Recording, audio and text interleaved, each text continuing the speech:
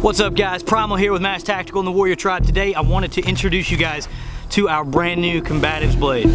If you're in our free groups or you're in our Warrior Tribe or follow us on Instagram or our Facebook page, you will have seen pictures of this thing by now. I've been posting about it and talking about it for a while, but I'm really happy to say that we finally got the official prototype in hand now. Been playing with it for a little while. I've already got some design modifications in mind, but I wanted to just kind of make this video to give you guys the first look at this thing. It's not yet for sale, but it will be soon. So with that being said, let's go ahead and talk about this thing.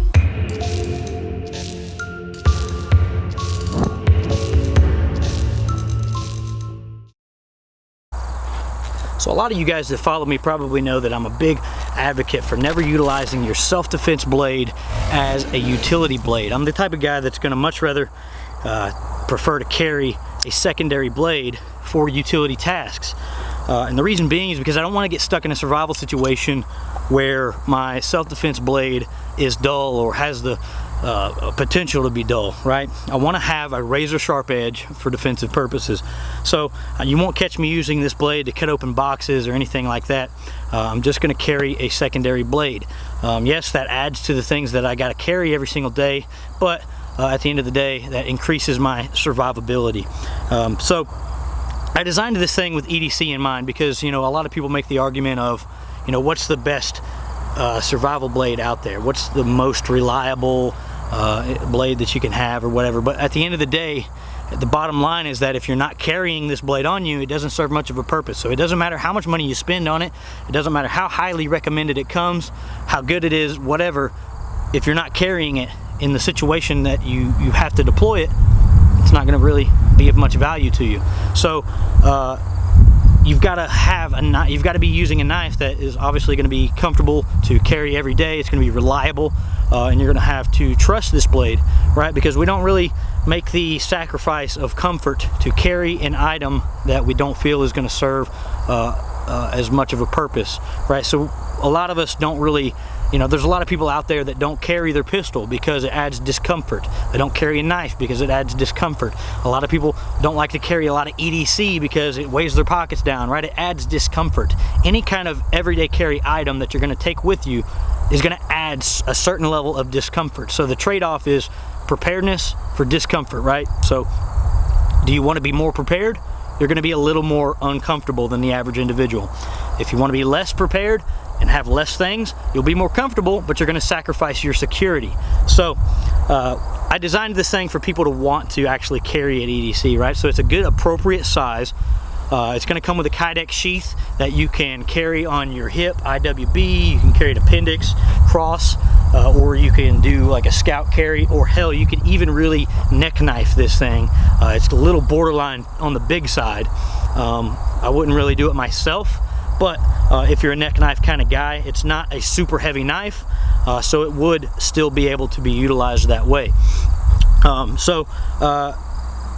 Being this is a defensive blade, right? I designed this knife for fighting in mind, self-defense in mind. So I went with a karambit style handle, right, with the ring. So in a fighting situation, the reason why you don't want to utilize a knife like this is because it has no retention, right? This is still a good blade. I could use this and really cause some really devastating damage to somebody.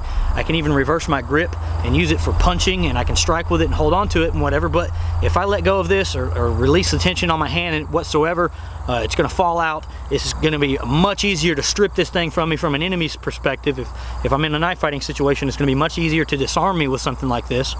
So it's just not an ergonomic blade for knife fighting. So the karambit gives you the ability to retain better. It also gives you the ability to have a little bit more devastation with your strikes, right? Because you got the ring right there. So when you're punching an individual and you hit them with that ring, it's going to cause a lot more damage than it would with it if it was just your knuckles. So you get that added retention, you get the ring, and you can also flail it out. Because of the ring and the added retention, this is another big crucial thing. So with knife fighting, you want to always be able to create distance, right? It's all about creating distance so you can get out of the situation, because you do not want to be in a knife fight. I don't care who you are, you do not want to be in a knife fight. And the reality that you have to accept right now is that if you put yourself in a knife fighting situation, you're gonna get cut. You just have to accept that. So creating distance for me is my ultimate priority, right? So I want to create enough distance to where I can just remove myself from that situation. But in the event that you're backed into a corner or you don't have anywhere to escape, it's good to have a blade such as this that you can throw out. You got your retention there. This adds 5 to 6 inches to my reach, right? So if I know that right there is my reach limit, I can throw this thing out and flail it, and I've got 5 to 6 more inches of reach, and that serves as a good defensive strike as well. You know, so if I'm right here and I smack somebody in the forehead with that, it's going to puncture straight through their head, or it's going to bust them open. I mean, this is like, I mean, overall, this is not a really heavy thing, but it's a big hunk of metal, right? So I mean, flinging this thing at somebody, you can imagine if I whacked you in the face right there with that, how much damage that's going to cause and how uncomfortable that's going to make somebody feel. So it gives you the ability to create distance, right? It's versatile carry, so I can hold this, I can strike at the same time. I can strike and push through and slash. I can still puncture and do all my normal knife fighting things, all while being able to retain my blade with the ring. So this is the typical way that you're going to carry this thing, is in a reverse grip like this, so you can still strike and everything. But if you wanted to use it for regular tasks, right, you can just flip it around and hold it like a regular knife. And with the swooping design of the blade, this would be a great knife for skinning game in a survival situation. If you need to skin a squirrel or a deer or something like that, this is a really great design for the blade, and it's razor sharp. Like I said, with the hollow grind, it's razor sharp, so it's really good for processing game. You could use this blade for feather sticking if you needed to. You could use it for batoning if you absolutely needed to.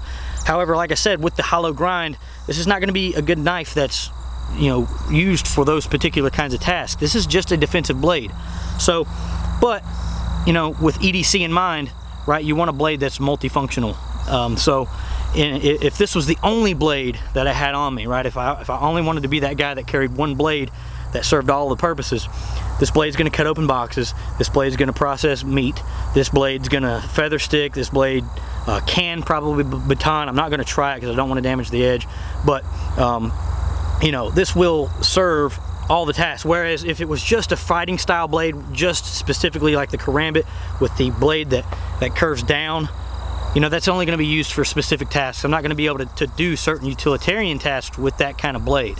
So, you know, if you're an everyday carry kind of guy and you want to carry a Karambit, you're definitely going to have to carry another blade for utility purposes as well, definitely. But with this blade, if you absolutely wanted to only carry one blade, this blade is going to eliminate the need for you know, having to have another blade. But like I said, I'm the kind of guy that's going to carry two because I want a razor sharp defensive blade, and I want a good separate blade for my utilitarian purposes. So let's go ahead and talk about the blade here for a second. Basically, it's a really thick blade, right? So it's not gonna break off any other way. You might, with the hollow grind, if you're really abusive with it, you will chip the edges. Like I said, a hollow grind is a weak edge, but it's a razor sharp edge. So we're going with the paracord wrapped handle. This is going to come in black or the tan here with matching sheath to go with it. Eventually we're probably going to have like a micarta scales variation of this thing, but to start off we're just going to have the paracord. So this is the prototype, guys. Like I said, I've already made some design modifications and I wanted to show you that real quick. Like I said, if you follow us on our social pages or you're in our tribe or our group or anything, you probably will have seen this already, but I've already made a few design modifications. So one of the problems that I have with this is that if you have a small hand, I've got a relatively small hand, so it fits good, right?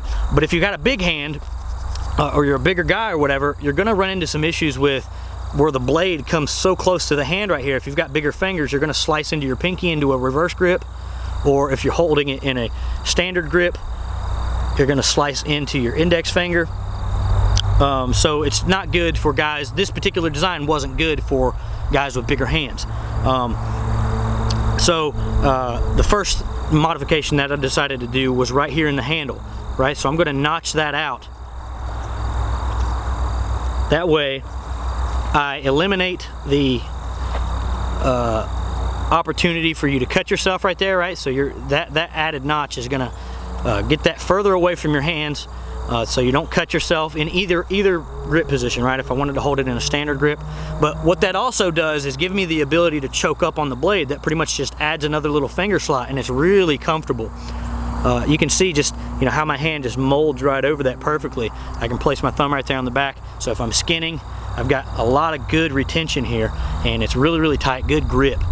So I can also switch my grip here and put my index finger up there, and I can wrap my other fingers down around this and use it that way.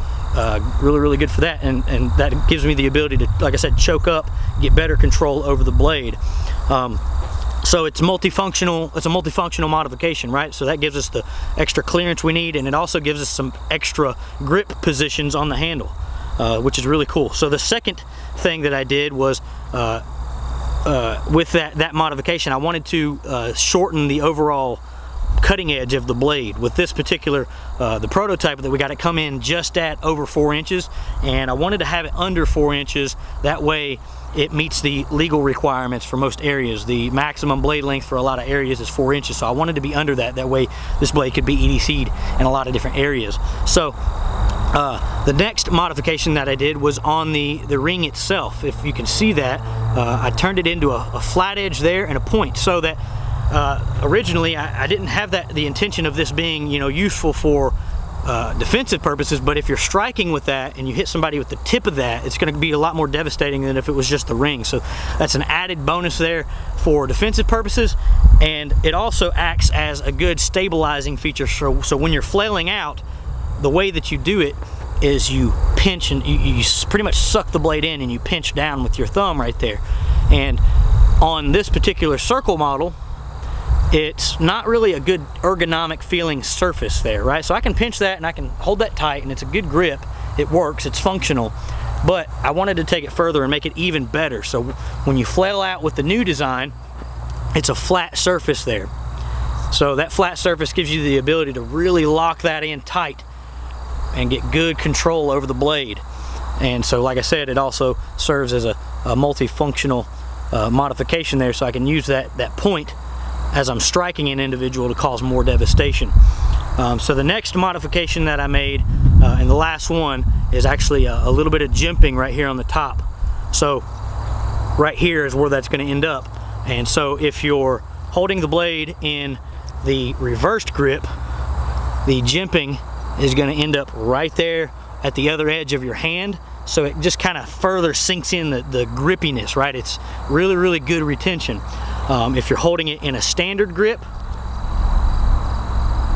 your thumb's going to land right there on it, so it's going to be even more retention there. And it's going to catch right here, obviously, too. It's going to catch on your hand there. So the jimping just adds some more stability to the overall grip of the knife. So this is what we're going to be going with here, guys. Get a good look at that. I'm planning on making the new prototype with these new modifications pretty soon. Overall, I'm hoping to have this new design finished and up for pre-sale by the end of the year. Like I said, it's going to come with a Kydex sheath. This is a hand forged blade, guys, so like I said, you know, it's a fixed blade. There's nothing that's going to go wrong with it.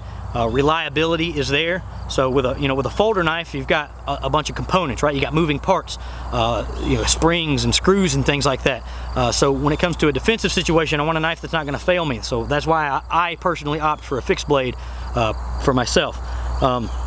So that's about it, guys. This video kind of went a little longer than I expected, but I wanted to kind of get this out there to you guys, let you know a little bit about my theory behind, you know, this particular blade design.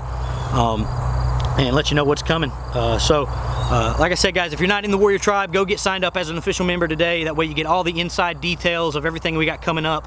You get access to exclusive content, challenge calendars, rewards packages, all kinds of awesome ass perks as a member. Go get signed up. If you're not wanting to become a member of that just yet, you can join our free group. Links for that's in the description below.